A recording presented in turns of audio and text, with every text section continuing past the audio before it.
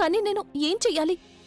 అమ్మమ్మ ఆయన తిట్టడం, ఆయనతో గొడవ పడ్డం, ఆయనకి ఆర్డర్స్ ఇవ్వడం ఇవన్నీ వేరే విషయం, కానీ జైలుకు వెళ్ళడం చూడటం అది నేను ఎప్పటికీ చూడలేనమ్మమ్మ. నాకు తెలుసు మీరేం చెప్పాలనుకుంటున్నారు. నాకు తెలుసు ఆయన శత్రువులను గెలవడానికి నేను నా ఫీలింగ్స్ ని కంట్రోల్ చేసుకోవాల్సిందే. కానీ అమ్మమ్మ, ఆయన నా పక్కన లేనప్పుడు ఈ పోరాటాన్ని పోరాడి ఏంటి ప్రయోజనం? ఆయన నా పక్కన లేనప్పుడు నేను గెలిచి మాత్రం ఏంటి ప్రయోజనం? అమ్మమ్మ, ఇదంతా నేను చూసి తట్టుకోలేను. ముఖ్యంగా ఇది చూడలేను. ఎవరి కోసమైతే నేను బ్రతుకుతున్నానో ఆయన సమస్యల్లో ఉన్నారు. అది కూడా నా కారణంగా. అరే ప్రజ్ఞ, మరి నేనున్నాను కదా. నేను నా అభిని అలా జైల్లో ఉండనిస్తాననుకున్నావా? నువ్వసలు ఇంత పెద్ద స్టెప్పుని ఎందుకు తీసుకున్నావు? నువ్వెలా మర్చిపోయావమ్మా? నువ్వు నాకు ప్రమాణం చేశావు అని ఎలా మర్చిపోయావు తల్లి? ఎలా మర్చిపోయావు? అమ్మమ్మ, నేను నా ప్రమాణాల్ని మర్చిపోలేదు. కానీ నేను మా పెళ్లి సమయంలో ఆయనకి ఏదైతే ప్రమాణం చేశానో దాన్ని కూడా మర్చిపోలేదు. ఏ సమస్య అయినా ఆయన చేరుకోవడానికి ముందుగా నన్ను ఎదిరించాల్సి ఉంటుంది. ఈ విషయంలో నేను ఒక కోడలుగా కాకుండా ఒక భార్యగా ఆలోచించాను. అలాగే అమ్మమ్మ, నాకు ఈరోజు అలా ఎందుకు అనిపించిందో తెలీదు. ఒకవేళ నేను అలా చేయలేదు అంటే శాశ్వతంగా ఆయన్ని కోల్పోతాను అని అనిపించింది. అయితే ఇలా చేసి నువ్వు వాణ్ణి దక్కించుకున్నావా చెప్పు? లేదు కదా.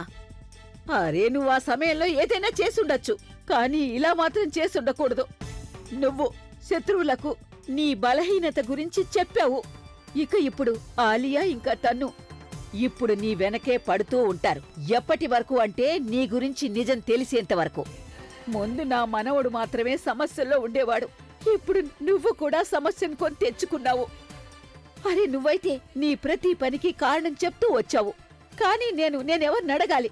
నా పిల్లలిద్దరూ వేరు కావడానికి కారణం ఏంటి అని? నేనెందుకు వాళ్ళని ఒకటిగా కలిసి సంతోషంగా ఉండడం చూడలేకపోతున్నాను.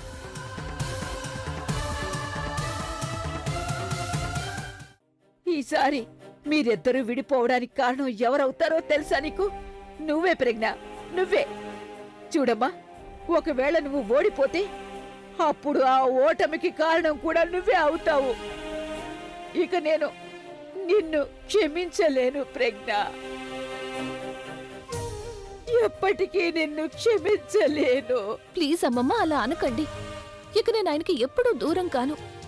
నేను ఒప్పుకుంటాను, నేను ఆయనకి దూరం అవ్వాలనుకున్నాను. కానీ అది ఎప్పుడంటే నాకు అనిపించింది నేను ఆయనకి తన్నుకి ఉన్న ప్రేమకి అడ్డుగా ఉన్నానని. కానీ ఇప్పుడు నాకు తెలిసిపోయింది ఆయన నన్ను మర్చిపోలేకపోతున్నారని. ఇక తన్ను కేవలం ఆయన్ని మోసం చేయాలనుకుంటోంది. ఇక నేను ఆయనకి ఎప్పటికీ దూరం అవ్వనమ్మమ్మ. నన్ను క్షమించండి అమ్మమ్మ, నేను కాసేపటికి చాలా వీక్ అయిపోయాను. కానీ అమ్మమ్మ, ఆయన మీద నాకున్న ప్రేమ ఒకవేళ అది నా బలహీనంగా మారిందంటే అప్పుడు అదే ఖచ్చితంగా నాకు బలంగా కూడా మారుతుంది. ఇక మీరు చూస్తూ ఉండండి, నాకు ఆయన మీద ఉన్న ఈ ప్రేమ నన్ను ఈ పోరాటంలో గెలిపిస్తుంది. అది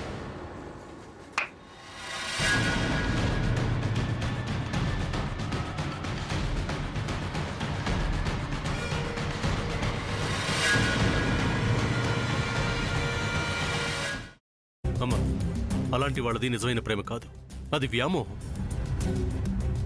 ఎగ్జాక్ట్లీ చిన్నత్త, నిజంగా ప్రేమించుకున్న వాళ్ళు అలా చేయరు. ఎంత మనసు విరిగిపోతే కన్న కూతుర్ని పట్టుకొని మా దృష్టిలో చచ్చిపోయా ఉంటుందా తల్లి?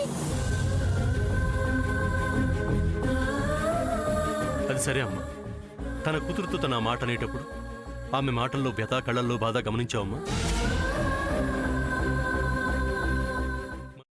పెద్దబాబుకు బర్త్డే విషెస్ చెప్పు కూడా వెళ్ళాం కదా. ఊరికే ఎలా కాలిపోతుంది? మంట పెడితేనో పడితేనో తగలబడుతుంది.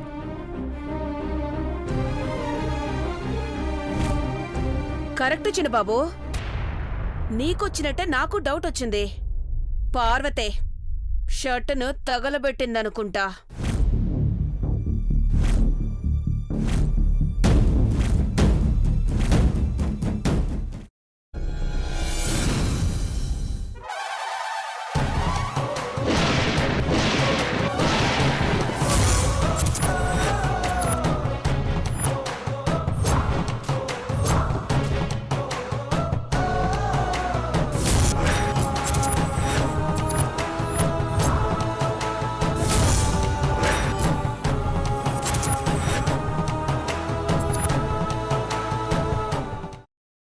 తర్వాత పొట్టు తీసేసి చాప్ చేసి పక్కన పెట్టుకోవాలి.